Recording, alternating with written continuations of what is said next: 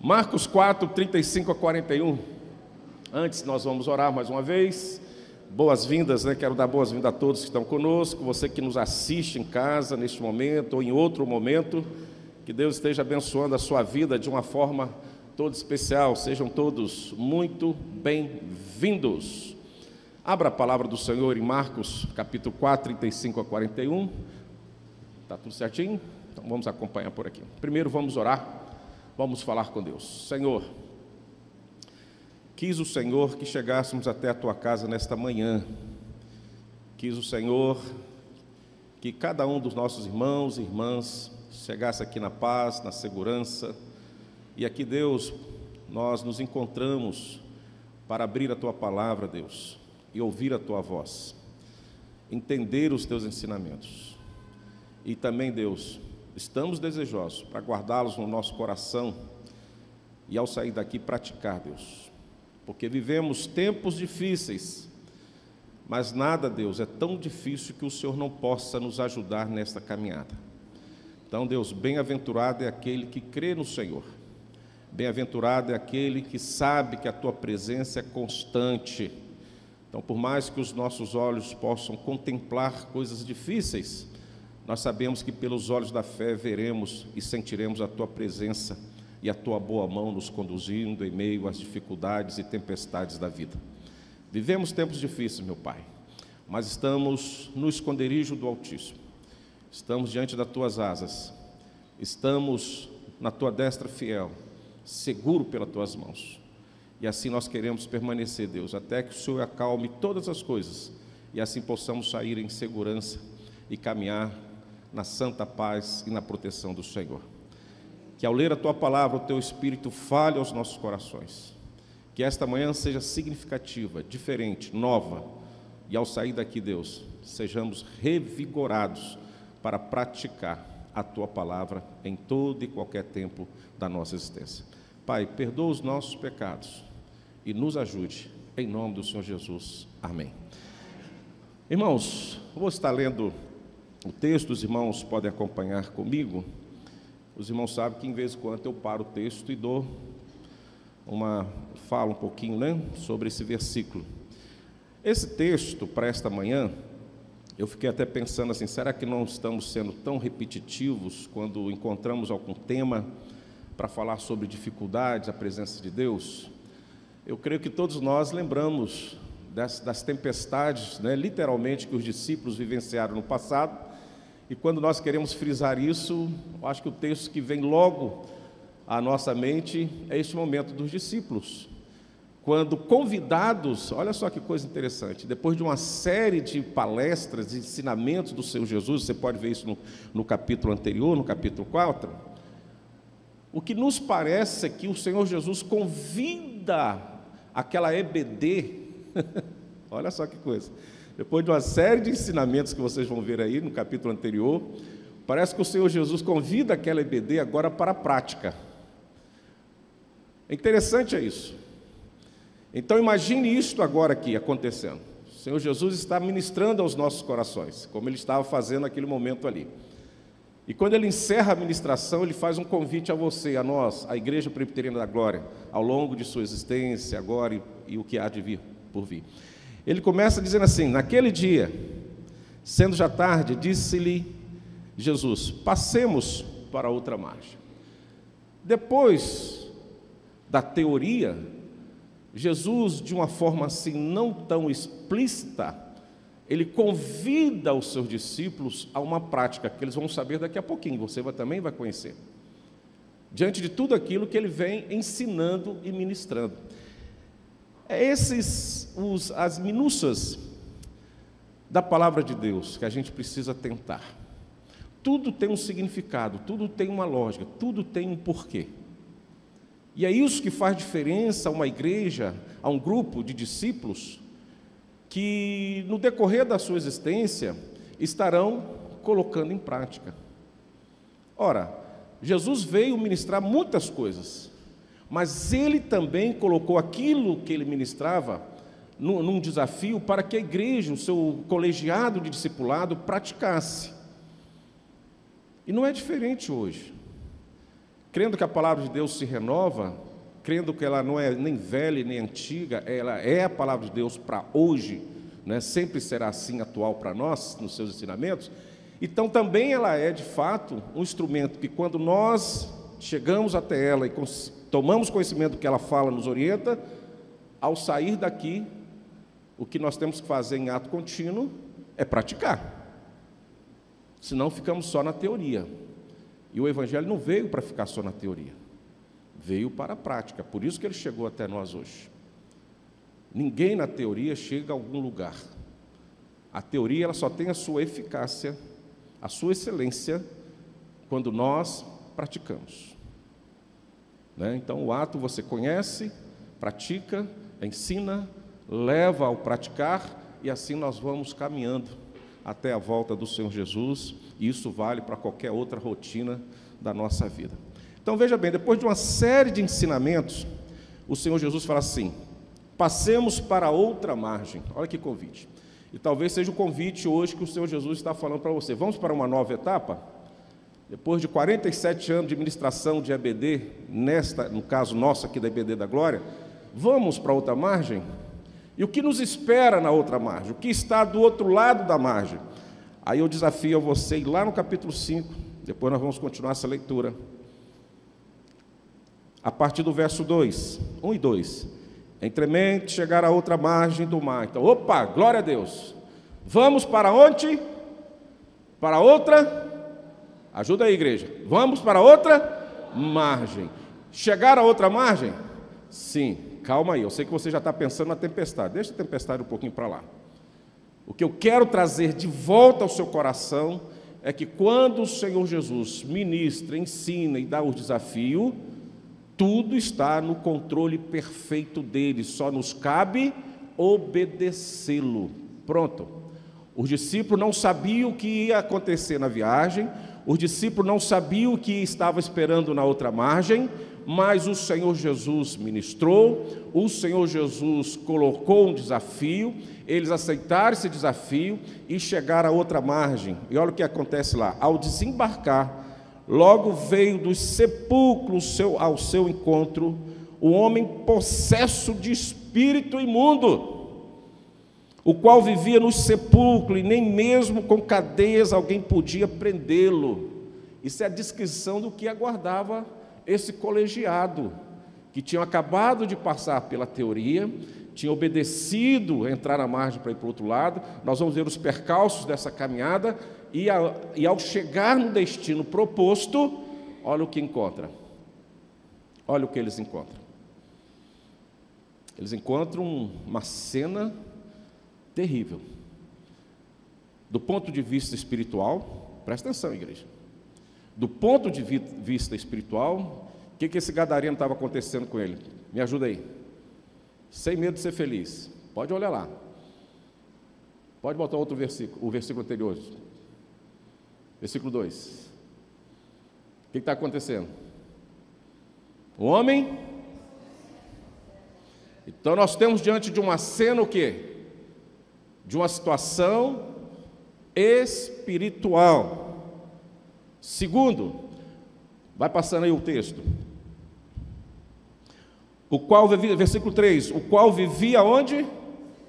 Nem mesmo com cadeia alguém podia prendê-lo. Se você continuar lendo, você vai ver agora uma visão, uma situação social degradante.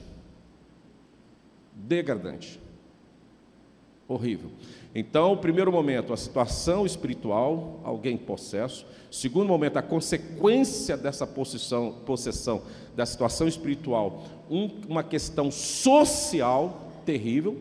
Alguém vivia amarrado, alguém vivia no sepulcro, e você vai vendo aí várias situações que ele estava ali, que não era o normal de uma vida, de alguém que tem uma vida social tranquila. Não sei se vocês conseguem imaginar viver amarrado no cemitério. Então nós vamos ver dois dramas. E quando você chegou à igreja, quando você foi chamado pelo Senhor Jesus, quando você recebeu todas as ministrações e está recebendo e vai continuar recebendo, porque Jesus não para aqui o seu ministério, você vai ver que duas grandes situações são presentes no nosso dia. e que o Senhor Jesus nos convidou para irmos até essas situações e sermos e fazermos diferente. Ou seja, nós estamos vivendo num mundo que as pessoas estão espiritualmente num comportamento degradante, contrário à palavra de Deus. Quando não possessão, nós vamos ver gestos e atitudes que nos levam a crer que só pode uma pessoa fazer e praticar com total ausência ou total temor a Deus. Nós estamos vendo isso na geração de hoje, nas pessoas de hoje, no mundo de hoje. Pessoas que estão cegas, surdas, que não conseguem mais ver e nem ouvir e nem suportar a sã doutrina. E nem suportar os ensinamentos quando alguém se posiciona a favor disso. Parece ser uma agressão hoje. Quando você defende o lado espiritual que nós cremos que a palavra de Deus nos ensina.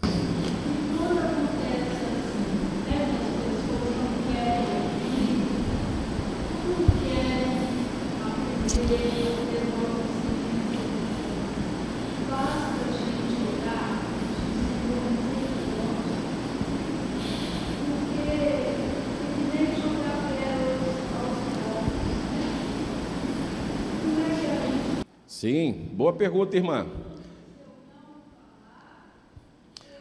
Nós vamos, no decorrer do estudo, não sei se eu vou conseguir chegar lá, mas já adianto.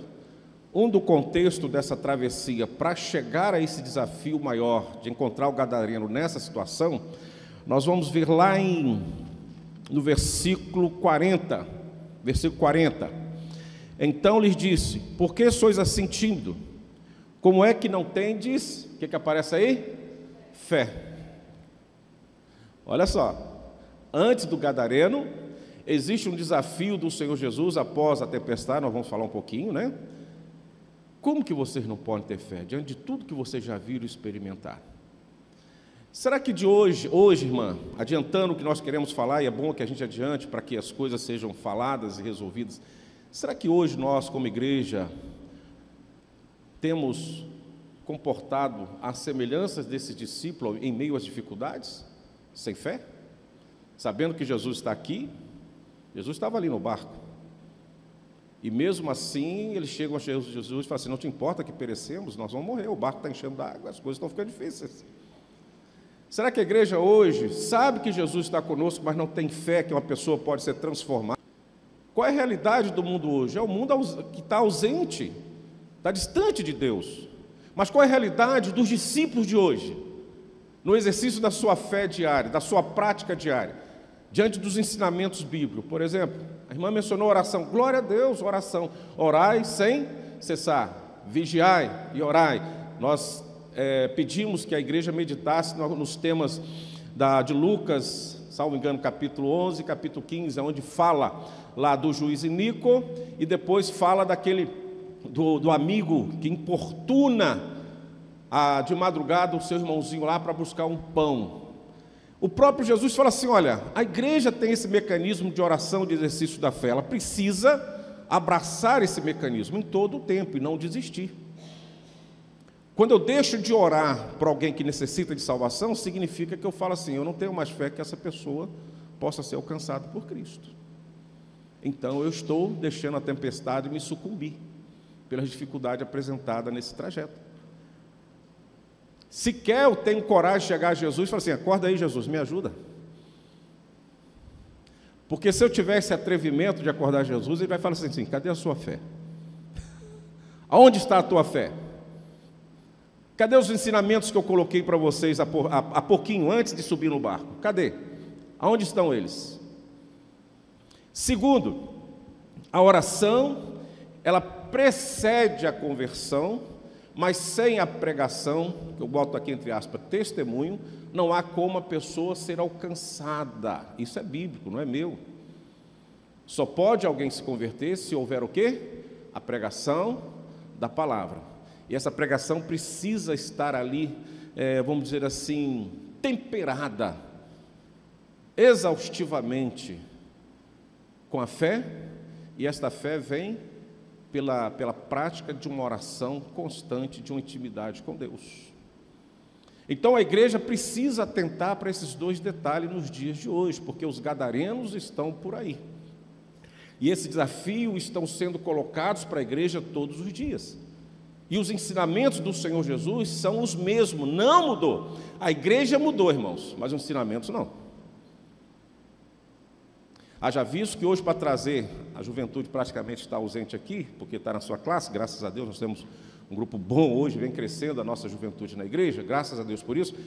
Mas hoje, o discurso para a juventude é de um culto que agita mais o corpo, mas que não leva a uma transformação de coração, de entrega. Então nós fizemos do púlpito um espetáculo, um grande palco, ao invés de ele ser apenas um altar. E o altar, o que me lembra o altar? Sacrifício. Mas o nosso púlpito virou palco, palanque, e não altar. Porque quando nós chegamos aqui para cultuar, não sacrificamos os nossos pecados, não sepultamos nossos pecados, nossos prazeres, a nossa carnalidade, a nossa vaidade, não sepultamos. Nós queremos cultuar a Deus com essas vontades. É possível, porque Deus é tão amor, tão amor, tão amor, amor, que nos aceita com essa prática. Não, não é assim que a palavra nos ensina. O altar é um lugar de sacrifício. Porque se o altar for palco, você deixa de sacrificar. E é um culto estranho ao Senhor, mas que atrai as multidões.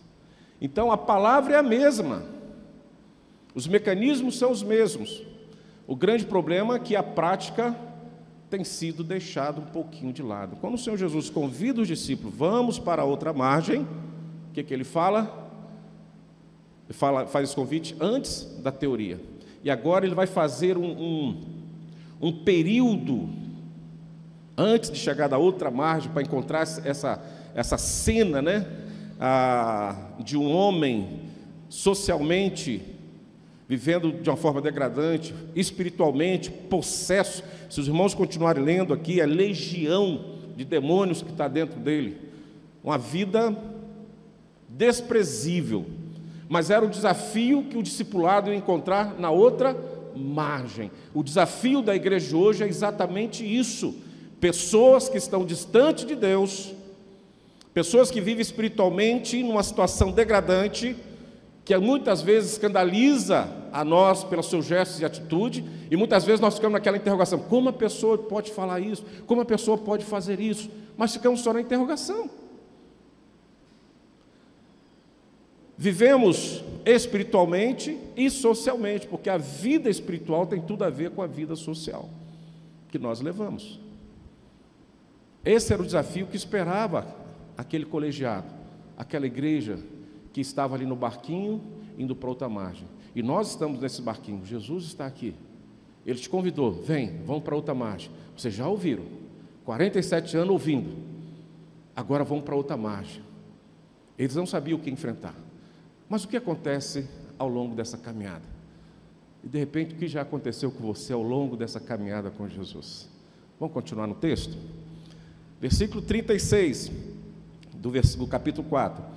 E eles, despedindo a multidão, o levaram assim como estava no barco, e outros barcos o seguiam. Então, o contexto desse desafio de dificuldade nos leva a crer que não é apenas uma situação que seria colocada aos discípulos, mas por causa dos discípulos.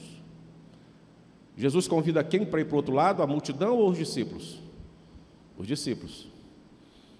O que a multidão faz? Vamos seguir, vamos atrás, vamos atrás. Você ainda não percebeu, mas tem muita gente olhando para nós hoje, tem muita gente seguindo a gente hoje, talvez para aproveitar as migalhas que caem da nossa mesa, não sei, talvez para serem acusadores nossos, talvez para fazerem críticas, talvez para ver se nós estamos realmente cumprindo a palavra de Deus. Por algum motivo, alguém está nos seguindo, talvez porque sabe que aonde está a igreja, ali a luz, e se a luz, a bênção, e se a bênção é distribuída democraticamente, com muito amor a todos.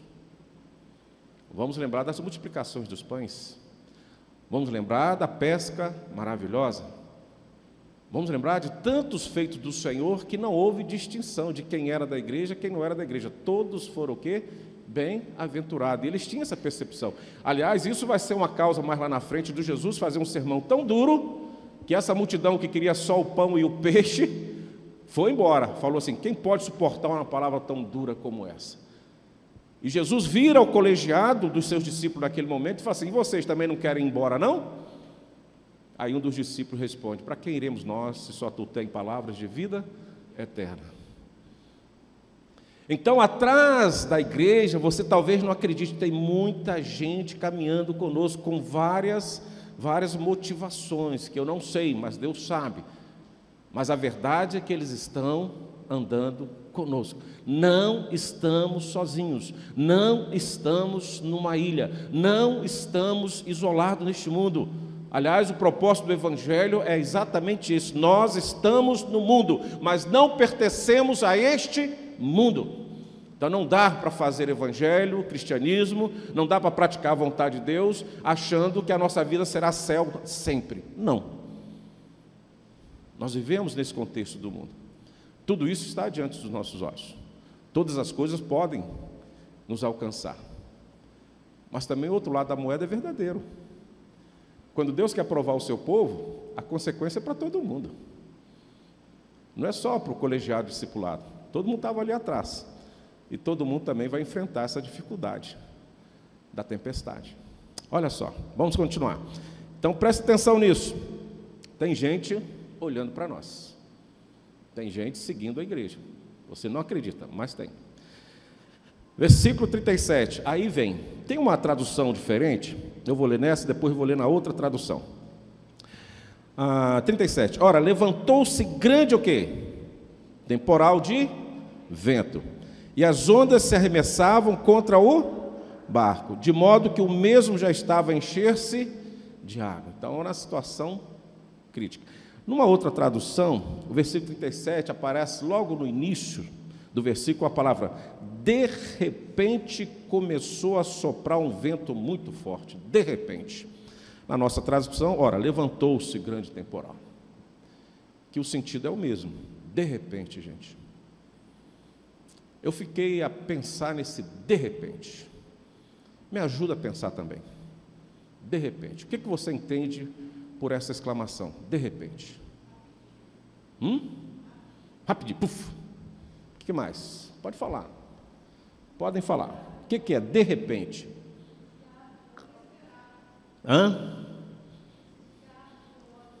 Piscar de olho. Lembrei de Jesus, hein? Pá! Já foi, né? De repente, o que nos leva a perceber neste momento da prática do cristianismo, que no momento da teoria está tudo bem. Ar-condicionado, banco, não tão confortável, mas é um banco, você está entre amigos, irmãos. Creio que ninguém aqui está preocupado com a pessoa que está do seu lado, no sentido de esta pessoa estar mal intencionada com você. Você está se sentindo seguro. Aliás, a igreja é o último lugar que a gente entende que algo ruim vai acontecer, mas acontece às vezes. Mas quando você vem aqui, entra na casa do Senhor, dá uma sensação de segurança, de prazer, de paz, de tranquilidade. Não é isso que muitas vezes... Jesus está aqui, os irmãos estão aqui, que lugar legal, vamos aumentar essa tenda para ficar o resto da vida aqui, não vamos sair daqui não. Muitas vezes essa ideia, o discípulo às vezes caminhou por esse lado também, está tão bom que não vamos sair daqui mais, vamos ficar por aqui, mas não é essa a ideia, você tem que ir para outra margem. E nesse inteirinho de você sair da teoria, aceitar o convite para ir a um objetivo, tudo pode acontecer de repente, ou pode acontecer gradativamente.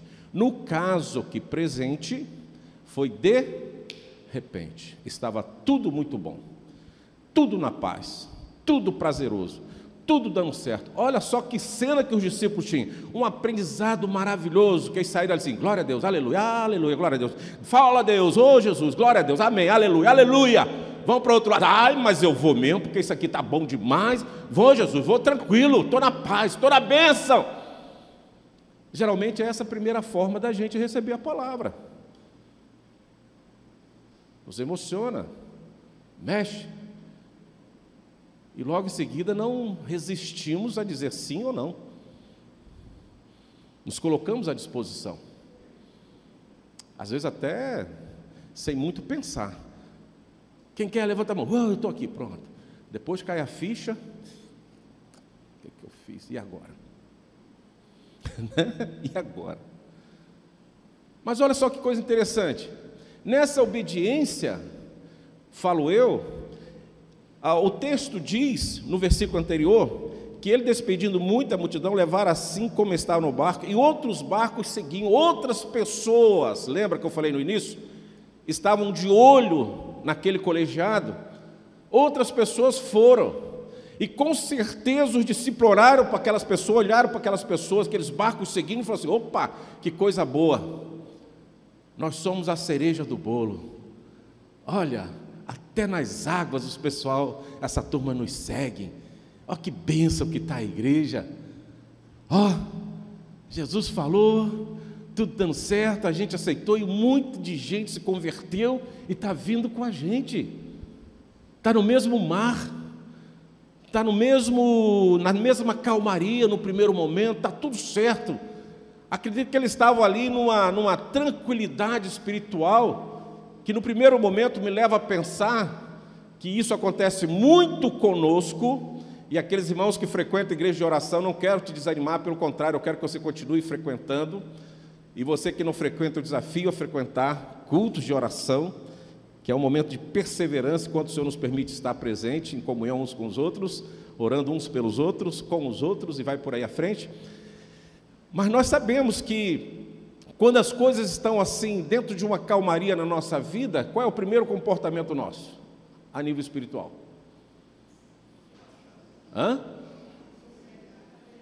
Vamos falar alto, gente.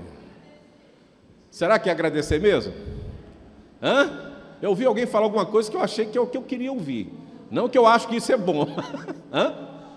Quando está tudo muito bom, o que é que acontece, gente?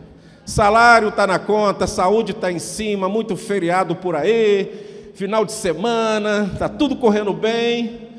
Qual é o primeiro comportamento que nós temos? Alguém começou a ser corajoso aí.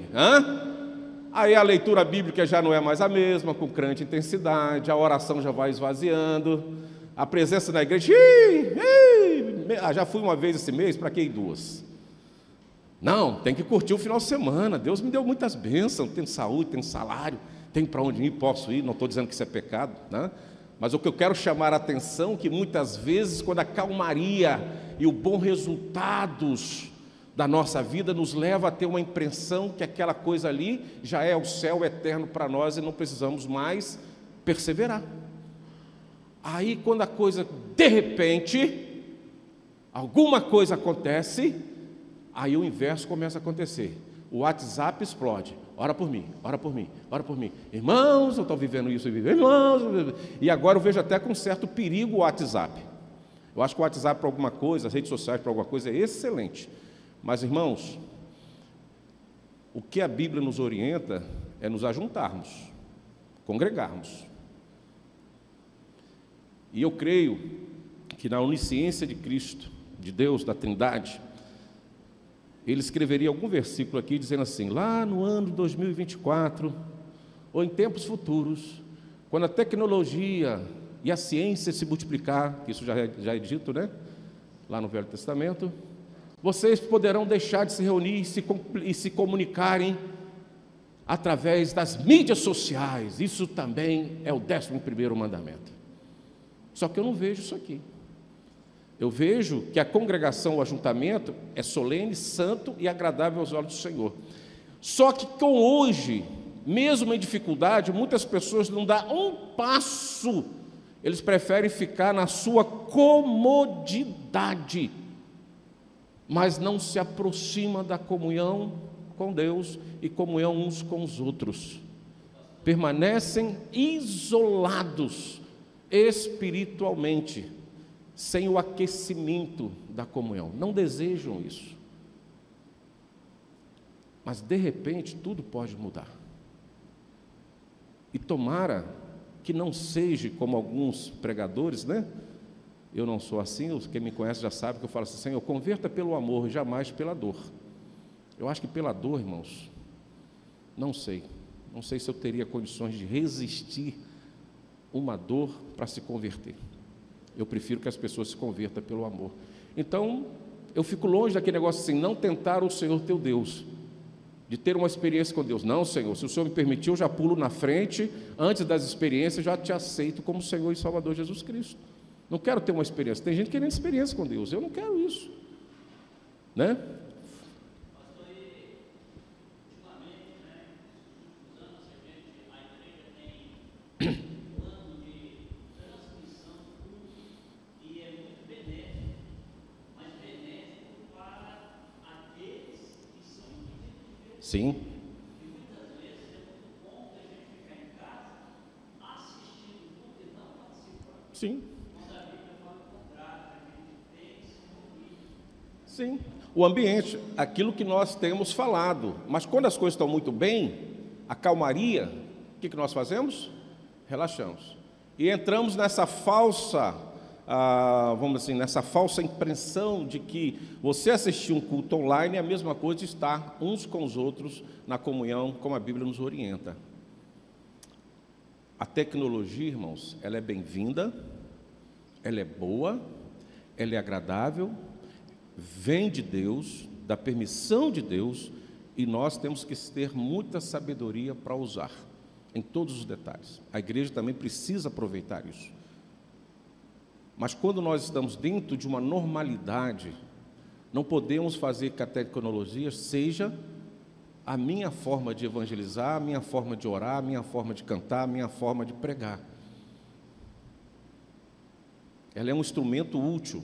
Eu conheço muitos testemunhos que, através da tecnologia, da transmissão, nossa igreja tem esse testemunho aqui também, vários, não um, vários, que resultou em solução de vidas de pessoas que estavam à mercê de um suicídio, bem longe, e fez contato com a gente aqui, e acredite, numa noite de transmissão de um culto de oração, culto simples, vazio. Até hoje eu tenho contato com essa pessoa. Casou, restaurou a vida na igreja, está vivendo maravilhosamente bem, bem distante da gente. Isso tem utilidade, mas ela não está ainda online. Agora ela está em comunhão numa igreja. Ela vai na igreja todos os dias. Ela vai lá. Ela senta com os irmãos, canta com os irmãos, ora com os irmãos, ouve os irmãos, sensibiliza pelos irmãos, abraça os irmãos. É isso que é a igreja, não é diferente. Então, voltando aqui ao texto, nós precisamos entender que na teoria, quando nós assumimos um compromisso com Cristo, que vamos caminhando, nós estamos aí presente, orgulhosos que tudo está dando certo, está tudo azul, pessoas estão conosco, estão nos acompanhando, mas de repente começou a soprar um vento muito forte, e as ondas arrebatavam com tanta força em cima do barco, que ele já estava ficando o quê? Cheio de água. Opa! Então o negócio mudou demais. Mudou muito. Mudou muito. Aí para um pouquinho. As pessoas acham que evangelho, igreja, é mamão com açúcar. Quando eu falo esse ditado popular, o que eu quero dizer? Para quem gosta de mamão e açúcar, né? Para quem não gosta de mamão e açúcar, não é mamão e açúcar, né? O que eu quero dizer quando eu falo assim? É fácil. Mamão com açúcar. Mamão já é doce, bota o açúcar, fica melhor ainda. Para quem pode. Para quem não pode, pensa em outra coisa. Evangelho é muito tranquilo. Não é não, irmãos. Não é não. Evangelho é muito complexo, difícil. É algo que para carregar, para levar, sozinho nós não conseguimos fazer. E eu digo uma coisa, e vou ser mais radical: sem Cristo, sem Jesus, você não leva o Evangelho. O que nos faz caminhar é exatamente a presença de Cristo, mesmo que Ele esteja dormindo no nosso barco. O que nos faz permanecer é a presença de Cristo. Mas para andar com Cristo, nós temos os percalços, nós temos as dificuldades. E isso que a igreja precisa a cada dia perceber. Não porque ela vive de repente um pecado tão grande que Deus tem pesado a mão. Pode ser, mas às vezes não. Às vezes Deus permite as dificuldades sobre a igreja, sobre a minha vida, para que possamos nos aproximar dEle e de repente para um estalo de dizer assim, opa, enquanto a calmaria estava sendo tremenda e aproveitável na minha vida, eu deixei de olhar para quem eu interessa, para quem de fato é interessante, que é Jesus. Aí vem a permissão de Deus, dá um estalo na gente, fala assim, opa, peraí, de repente, as coisas começaram a ficar o quê? Difíceis. Fechando o raciocínio para alguém que puxou a irmã Luzia. Ficou difícil, não se assuste, para quem estava no barco com Jesus e para quem mais? Para quem mais? Os barcos que seguiam. Olha a responsabilidade da igreja. Lembra que eu comecei falando de outro capítulo, questão social, questão espiritual? Lembra que eu falei que as pessoas nos seguem por vários motivos? E aquilo que vem sobre o povo de Deus, eu acho que vem por causa do povo de Deus, muitas vezes, aqueles que também estão nos acompanhando sentem as mesmas dificuldades. Vai, irmã Luzia.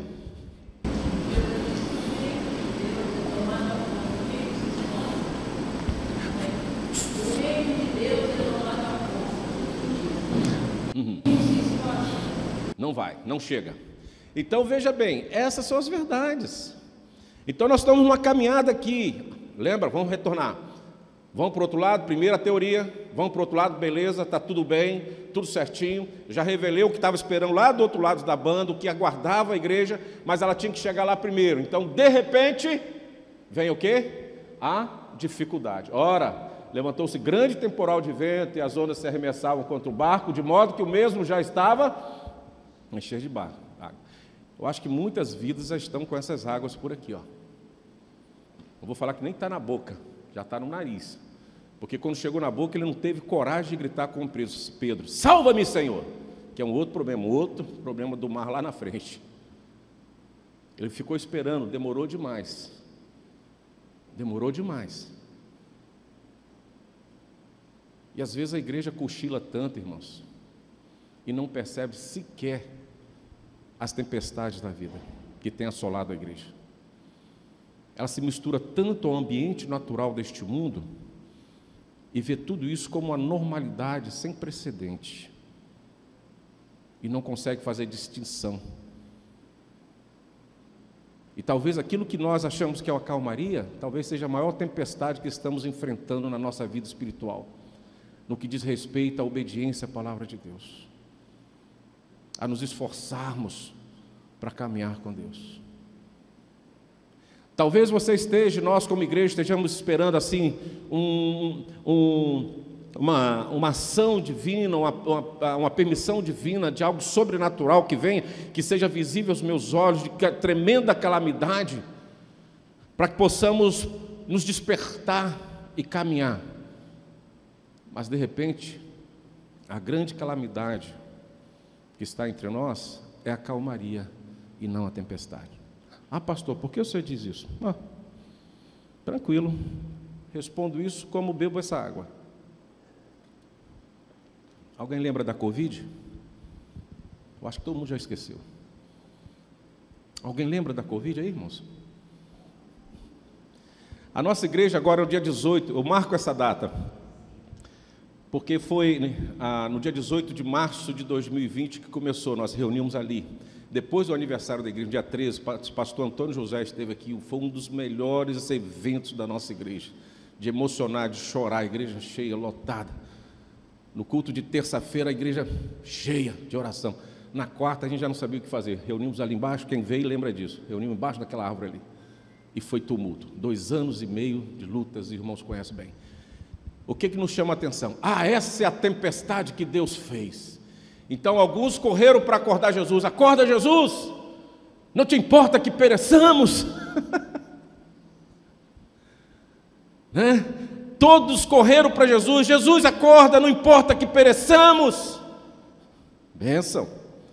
Pessoas, recebi crítica no WhatsApp: pastor, eu vou procurar uma igreja que abra, porque é um absurdo a igreja fechar. Só que eu olhei assim e falei assim, a minha esposa sempre eu confidencio no ouvido dele: o que eu faço, Suzy, com uma pessoa que nunca foi na igreja, agora reclama que quer uma igreja aberta? Cara de pau! Para cima do pastor, e sem constrangimento de falar isso com Deus, porque quando ele fala para mim, está falando para Deus, antes está falando para Deus. Não frequenta a igreja, e reclamando porque o conselho, naquele momento de aprendizado, de discussão, de muita oração, o que fazer, como fazer, para que fazer e tal, que foi um momento difícil para todo mundo, choro aqui, o choro lá, em um ambiente de funeral, 24 horas por dia, e alguém ainda querendo tentar a igreja, a liderança da igreja, para que nós, de aptos, subitamente tomasse decisão. Não, vamos orar, vamos esperar, a tempestade está aí, mas eu estou lá com Cristo. Então essas pessoas correram: Cristo, Jesus, acorda, não importa que perecemos, porque de repente a Covid apareceu. Tá, tudo bem, e agora? Cadê a Covid? Cadê aqueles que acordaram Jesus? Cadê aqueles que ficaram desesperados? Cadê aqueles que reclamaram que a igreja fechou? Cadê aqueles que criticaram, no nosso caso, o conselho, mas muitas outras lideranças de outras denominações também foram criticados pelas suas ações? Cadê o aquecimento espiritual dessas pessoas? Será que nós vamos precisar de novo de outro Covid? Para ver as pessoas cantando na janela dos seus prédios: porque Ele vive. Eu canto bem, né? Minha voz é tremenda. Vamos lá comigo. Posso crer no ar. Era o hit da Covid. Hino lindo, maravilhoso. O pessoal filmava, postava. Salas entre família, culto doméstico bombando, e as pessoas transmitindo um para outro. Falei: meu Deus, quando acabar a Covid, a igreja vai ser pequena. Eu fui induzido a esse raciocínio e errei.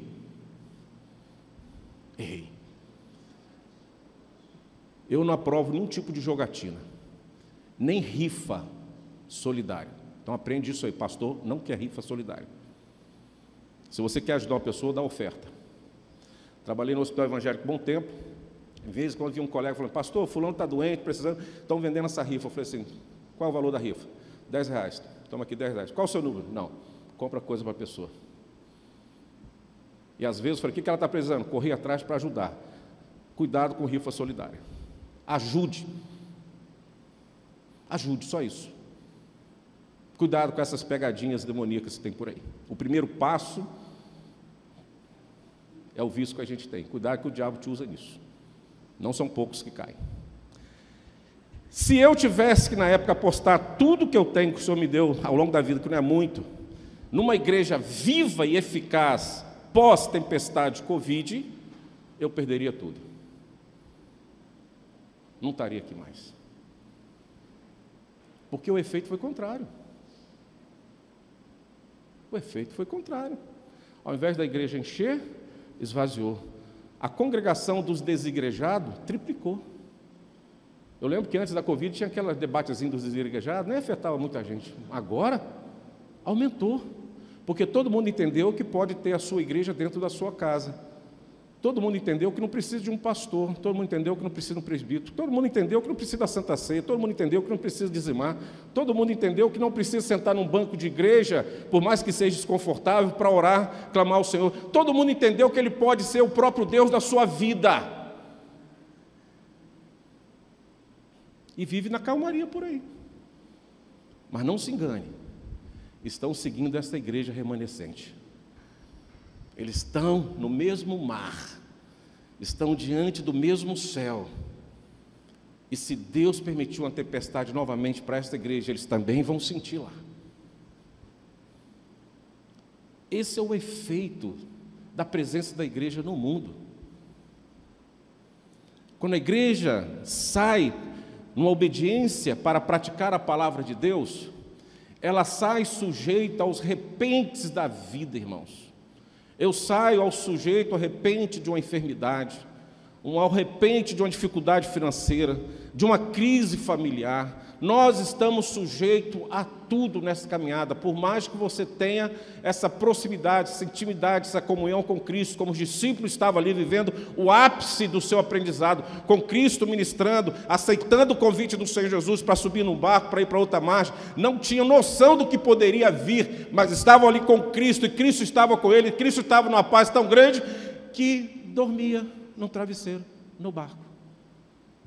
Olha, eu costumo, quando eu olho para essa cena aqui, eu falo assim, meu Deus, cuidado, presta atenção, por favor, presta atenção. Eu já falei isso mais ou menos nessa manhã, vou falar de novo. Por que que Jesus estava dormindo no barco? Você já parou para pensar nisso? Eu sei que você tem uma resposta humana. Ele era o Deus homem, teologicamente é isso, né? Ministrou o dia todo, o início do texto diz isso, estava cansado, né? Como homem, aquele era o momento de relaxar e dormir, e Jesus dormiu, normal, pecado nenhum nisso aí. Mas eu vejo além disso, por que Jesus estava dormindo? Porque a calmaria era tão grande, e por algum momento aqueles discípulos pensaram assim, não preciso de Jesus, está tudo tranquilo. Então aquele ensinamento de incomodá-lo, de perseverar, de buscá-lo todos os dias, todas as horas, por algum momento deixaram de fazer. Está ali, a hora que eu precisar eu vou lá, por enquanto eu vou curtir, vou ficar pescando, vou olhando o vento, curtindo essa viagem. Que bênção, Jesus é maravilhoso, estou viajando, que delícia. E Jesus ali. Então eles tinham uma falsa impressão que está próximo de Cristo, tudo continuaria bem até o final daquele trajeto. Em nenhum momento eles foram lá e falaram assim, Jesus, está tudo bem lá fora, viu? Mas fala de novo, prega de novo, eu quero te ouvir mais. E ainda mais agora que só está a gente aqui no barco, fala mais os segredos do reino, conversa mais comigo. Traz para mim algumas novidades, eu preciso. Está chegando a outra margem lá, e eu quero chegar lá mais cheio, com mais conhecimento, com mais vitalidade espiritual. Duvido se Jesus ia ficar dormindo, ia continuar pregando, ia continuar ensinando e ministrando. Mas os discípulos chegou ali, foram por outro lado.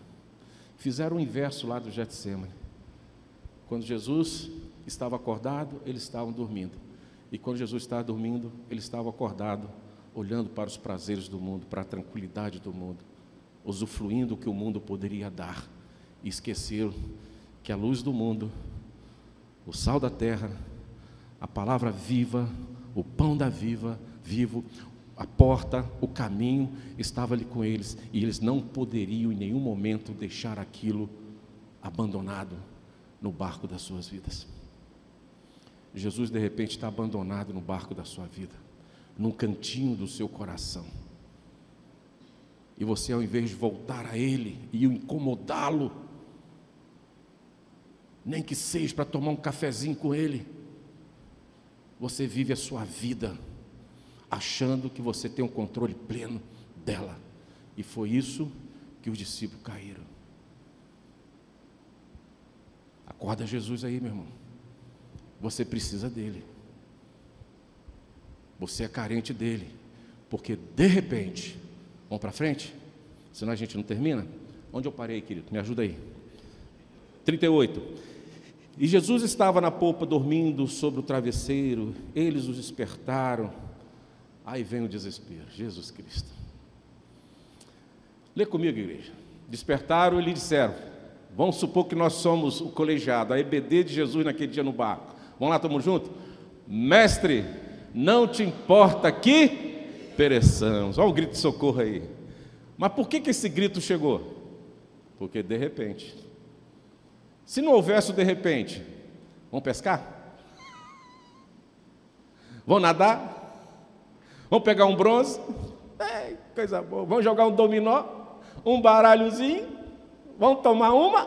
Hã? Vão ali no baile? Hã?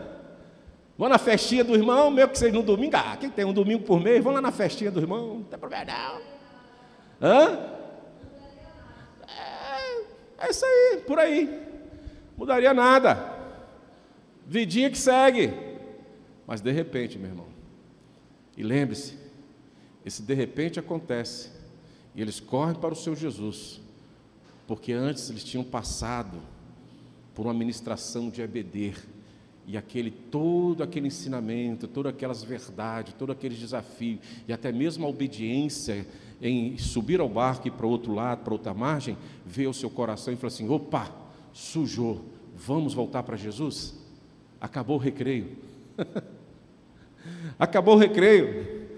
Sujou, o barco está enchendo, não dá mais, eu conheço isso. É caixão e vela roxa, é fundo do mar. Acabou, vamos voltar para Jesus, acabou o recreio, gente. Igreja Presbiteriana da Glória, acabou o recreio. Ou esta igreja assume o cristianismo, a palavra de Deus, com lealdade, com fidelidade, com dedicação. Ou no dia que você achar que vai acordar Jesus, já é tarde, porque o seu barco já afundou. O único personagem bíblico que eu conheço nas Escrituras que sobreviveu a um naufrágio literal foi Jonas, que foi para o fundo do mar e com um barco conhecido como grande peixe providenciado por Deus. Porque todos que afundaram literalmente, o Senhor Jesus não resgatou do fundo do mar. Talvez você esteja pensando em Paulo, por vários naufrágios, mas Paulo nunca submergiu, sempre ficou sobre as águas com a graça, a proteção e a confiança, já nas profecias que o Senhor Deus tinha falado para ele: nada vai te acontecer, nem a você e nem aos outros. Então não espere o seu barco ir para o fundo da água, porque quando for para o fundo, pode gritar, mas alguém não vai te ouvir. Então acabou o recreio. É hora de olhar para Jesus, é hora de voltar para Jesus, é hora de gritar: mestre, não te importa que pereçamos. Próximo versículo.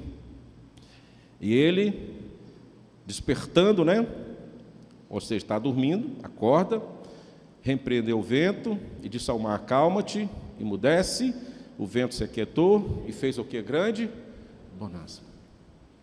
Olha só, olha o que o Senhor Jesus mais uma vez nos ensina. Olha que EBD maravilhosa na prática, em meio às dificuldades, do de repente, desse encontro dos discípulos com o Senhor Jesus na dificuldade. A dificuldade aconteceu. Ele se sente na obrigação de despertar o mestre. Voltam para Jesus. E ali, ao despertar o mestre, Jesus poderia falar assim: olha, me aborrece agora não. Vocês estavam curtindo a viagem. Então agora deixa eu curtir o meu sono. Porque eu posso dormir no meio da tempestade, eu não tenho um problema com tempestade. A tempestade não me assusta. Jesus falou assim: eu não tenho problema com isso. Se vira aí, eu vou continuar dormindo. Não. Jesus se volta para eles, irmãos, primeiro com uma atitude de solução. Em meio às tempestades, esse encontro com o Senhor Jesus, em meio à dificuldade, meu irmão, a igreja precisa crer que quando nós buscamos, quando nós voltamos a ser o que deveríamos sempre ser diante de Deus, Deus tem sempre a solução para o seu povo. Por tempo, independente do tempo que você ficou na desobediência, independente do tempo que você ficou curtindo a vida sem olhar para Jesus. Você sabe que Ele existe, você sabe que Ele ressuscitou, você sabe que Ele vai voltar, mas você não tem buscado Ele. Porque, como nós temos sempre falado desde o início desse trimestre, encontro com Cristo, encontro com Jesus, que quando você encontra com Jesus, há um confronto da sua vontade com a vontade de Jesus. E talvez muitas vezes nós deixamos de buscar o Senhor Jesus, porque a gente ainda quer viver um pouquinho mais as nossas vontades. Porque se eu voltar para Jesus hoje, eu sou confrontado, e a resposta disso eu preciso abandonar as minhas vontades para seguir a vontade de Deus. Então, a primeira coisa que acontece, irmãos, mesmo que a gente esteja vivendo um tempo assim, distante do Senhor Jesus, embora estando tão próximo, quando nós voltamos a Ele, Ele tem sempre uma solução para os nossos problemas. Então, nessa caminhada que nós temos, lembre-se disso, de repente, e se você ainda não está na prática assídua da palavra de Deus, volte agora a praticar. A mesma palavra que o Senhor Jesus, a mesmo gesto, atitude que Ele teve com o discípulo naquele momento, vai ter com você. Ele primeiro vai acalmar as tempestades que estão em volta da sua vida. Primeiro Ele vai demonstrar para você que Ele tem um controle de todas as coisas, tudo está nas tuas mãos, quer seja material, quer seja espiritual. Mas aí Ele traz uma advertência para nós, em meio a essas dificuldades. Vamos lá para frente? Acalma-te, emudece, o vento se aquietou e fez-se grande bonança. Então disse: por que sois assim tímidos? Além de acalmar o que é externo, Jesus também quer entrar definitivamente no seu coração. Retirar do seu coração qualquer timidez no exercício da fé, no exercício do Evangelho, no exercício de crer. Nenhuma tempestade pode intimidar você em relação à prática da sua fé. Eu costumo dizer que até isso tem que ser uma mola propulsora com efeito contrário. A dificuldade precisa te impulsionar para bem pertinho de Deus, e não o contrário, te impulsionar para distante de Deus. A dificuldade no discípulo, de repente, fizeram com que eles fossem impulsionados para onde? Mestre, não te importa que pereçamos, para Jesus. Eles não se sentiram ali como o patinho feio do cristianismo. Eles chegam a Jesus. E Jesus fala assim: por que são tão tímidos? A dificuldade não pode nos intimidar. Não pode provocar temor. Não pode trazer receio. Não pode nos acovardar. Então você vai chegar lá no mundo, você vai ver pessoas espiritualmente degradantes, socialmente assim, vivendo uma vida que não era para ser vivida. Porque a vontade do mundo, do diabo, é denegrir o homem como gênero, porque ele foi feito à imagem e semelhança de Deus. Então, quanto mais ele assemelhar o homem a um porco, a um animal, a um bicho qualquer, ele acha que está descaracterizando a imagem de Deus no mundo. Então as pessoas não conseguem ver Deus, porque as pessoas estão descaracterizadas, possessas e vivendo muitas vezes distante de Deus. Essas pessoas nós vamos encontrar. Então isso não pode me intimidar. Eu preciso avançar, ser encorajado. Aí entra, se ele quer entrar na nossa intimidade, acalmar esse sentimento, aquietar o nosso coração, por que sois assim tão tímido? E ele vem com a segunda pergunta: como é que não tendes fé? Irmãos, para entender essa pergunta, para compreender a realidade dessa pergunta, nós temos que entender qual seria a maior dificuldade que o Senhor Jesus estaria apresentando aos discípulos. E eu quero te garantir, não era a tempestade.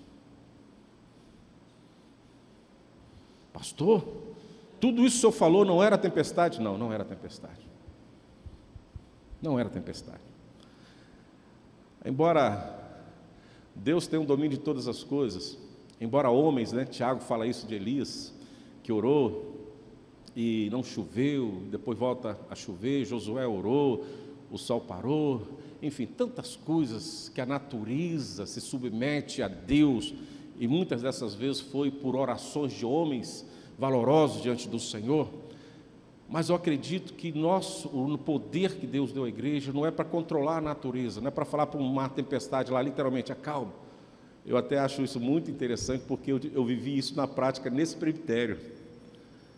É impressionante quando Deus atua na vida de um homem.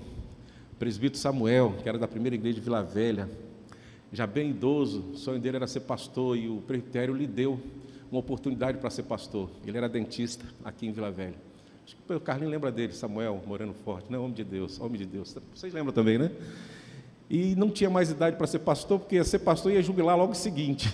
O presbitério falou assim: homem de Deus, presbítero, uma larga história, vamos recebê-lo. Mas presbitério tem aquelas questões críticas, tem gente que é letra, só olha para a letra, não olha para mais nada. Não é errado, mas o exagero da letra às vezes mata os outros, né? Deixa de fazer alguém crescer. E no dia do sermão de prova do presbítero Samuel, a igreja de Itapuã aqui, a igreja de Itapuã estava em construção. E ali o telhado é tipo um zinco. O telhado ali é zinco, tipo um alumínio. A chuva mais branda possível já era um barulho ensurdecedor dentro da igreja. E na hora que aquele irmão pegou a Bíblia para ler, começou a chover, o sermão de prova dele. E ele leu e a chuva, ninguém ouvia nada. Aí ele foi orar. Ele orou rapidamente e diz assim: Senhor, se for da tua vontade que essa chuva pare, para que todos ouçam sua palavra. A chuva, ele começou a pregar. Só isso. Pergunta: quem criticou o sermão do homem depois? Ninguém. Quem pode criticar o homem que ora e a chuva para assim, segundo, amém, pá. Não foi assim, foi diminuindo, depois de 2 horas parou. Não, pá, no amém. Isso eu sou testemunha, e o presbitério todo é testemunha disso. Mas não é só para isso que nós fomos conduzidos. A verdadeira tempestade que a igreja enfrenta e vai enfrentar e sempre vai estar presente, irmãos, é o que vem a seguir. Por isso que Jesus fala assim: homens, por que sois tão tímidos, como é tão pequena a sua fé? Diante dessa tempestade que nós estamos vendo, um mundo tão distante de Deus, um mundo tão em pecado, uma negritude espiritual sem precedente na humanidade, os últimos dias acontecendo, vivemos uma penumbra espiritual sem precedente na história da igreja. E muitos de nós estamos assim: não adianta mais pregar, não adianta mais orar, não adianta mais ir à igreja, não adianta mais praticar, não tem mais jeito o mundo. Eu vou guardar minha fé, combater o meu combate, quando eu acabar a carreira está tudo bem, estou no céu. Não tem mais jeito. Jesus está falando para aquela igreja dos discípulos: como não tem de fé? E não era apenas para aquela tempestade natural, claro, provocada por Deus e cessada por Deus, vencida por Deus, pelo Senhor Jesus, que Ele é o Senhor, Criador de todas as coisas, Ele tem o domínio de todas as coisas. Mas, meus irmãos, para que o que acontece lá no capítulo 5, a partir do verso 12, fosse a nossa referência de fé nos dias de hoje. 5:12, perfeito? Acompanha lá que eu vou lendo por aqui, irmãos. E os espíritos imundos rogavam a Jesus, dizendo: manda-nos para os porcos, para que entremos neles. Jesus o permitiu. Então, saindo os espíritos imundos, entraram nos porcos, e a manadas, que era cerca de 2.000, precipitou-se de despenhadeira abaixo para dentro do mar, onde se afogaram. E os porqueiros fugiram e o anunciaram à cidade e pelos campos. Então saiu o povo para ver o que sucedera. Indo ter com Jesus, viram o endemoniado que tivera a legião assentado, assentado, vestido, quem estava nu estava vestido, em perfeito juízo. E este milagre fez com que aquela população temesse ao Senhor. Não foi a tempestade que Jesus acalmou, mas foi a salvação promovida em um endemoniado, que mudou a sua espiritualidade e mudou a sua vida social, voltou a viver em comunidade e em família. E os estudiosos dizem que ele foi um excelente missionário em sua parentela. Cadê a fé desta igreja? Por que estamos tão tímidos quando olhamos para um mundo tão tenebroso como esse? Jaz no maligno, é verdade, mas nós temos a chave, que é Jesus, para abrir a porta do inferno mesmo vendo que é difícil, mas não sendo nós tímidos, mas com a fé necessária e suficiente, resgatar os eleitos do Senhor que ainda estão entre nós em algum lugar. Então não veja esse mundo como dificuldade para que as pessoas se convertam. Veja esse mundo como um mundo que necessita de uma igreja com Cristo, radiante na fé, na prática da palavra. Aí nós vamos ver vidas e vidas sendo alcançadas para a glória de Deus e para a nossa alegria. Por isso que Cristo, esse encontro com os discípulos em meio às dificuldades, é para falar para os discípulos que em Cristo a igreja continuará conquistando todo o terreno, todos os corações que o Senhor tem preparado para nós. Agora, vamos sair dessa calmaria espiritual, do recreio, e vamos agora trabalhar. Vamos orar mais, vamos nos assistir mais, vamos evangelizar mais, vamos clamar mais, vamos exercitar a fé, vamos olhar para este mundo e olhar para ele dizendo assim: olha, Jesus, venha intervir no coração de fulano, de ciclano, da pessoa tal. Comece a orar e comece a falar com Deus. Não sejamos tímidos, vamos exercitar nossa fé, porque Deus trará sobre nós toda a sorte de bênção. E volto a dizer, se a igreja caminhar, veja bem, se a igreja caminhar na prática da palavra de Deus, aqueles que nos seguem também serão alcançados com as ricas bênçãos do Senhor. Amém? Mas se a igreja relaxar, lembre-se, a tempestade que veio sobre os discípulos veio também sobre todos aqueles que nos seguem. Vamos inverter isso? Vamos inverter isso. Que Deus seja louvado e que a igreja continue sendo esse refrigério para este mundo tão tenebroso.